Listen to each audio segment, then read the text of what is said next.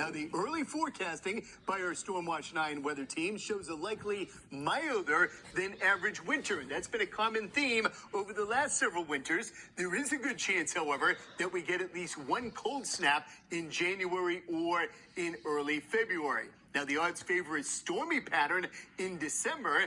It may turn a little bit drier in January and February, but still a chance of a couple of storms. And then it could turn more active as winter comes to a close in the month of March. Like in most winters, we will likely see more mixed precipitation events, including sleet and freezing rain, potentially through the entire season.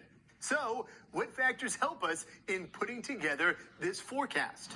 There are several large-scale weather patterns that are critical to determining how winter will play out. One piece of this is to look at the waters in the eastern Pacific Ocean. This is either El Nino or La Nina, which is the warming and cooling of these waters. And this year, they're actually running about a half a degree below average, meaning we are entering a weak La Nina. It's also worth noting that the water temperatures in the North Pacific Ocean are running well above average.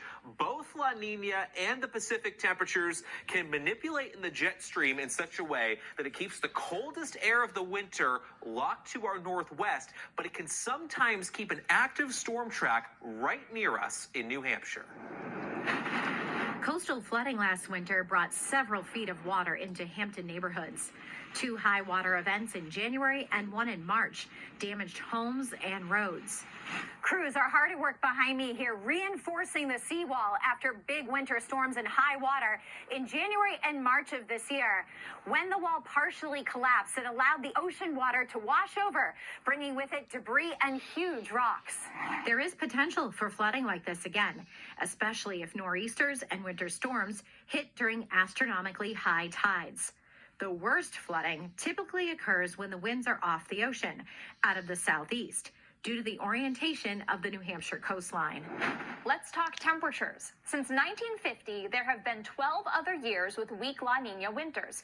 We did not find a strong correlation with temperatures being significantly warmer or cooler than average in those years. However, over the last 5 years, winter temperatures have averaged 3 degrees above normal from December to March.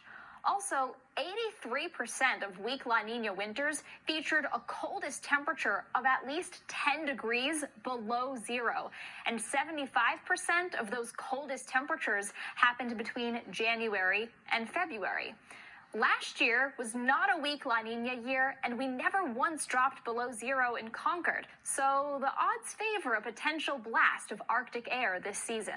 Let's talk snow. The last 5 years, we have averaged 12 inches of snow below normal. Compared to other La Nina winters, there is not a strong correlation with how snowy the seasons were.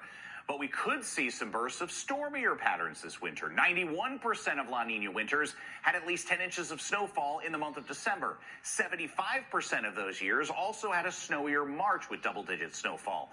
Of note, we've had more and more storms with sleet and freezing rain, which could cut down snowfall totals and create messy travel.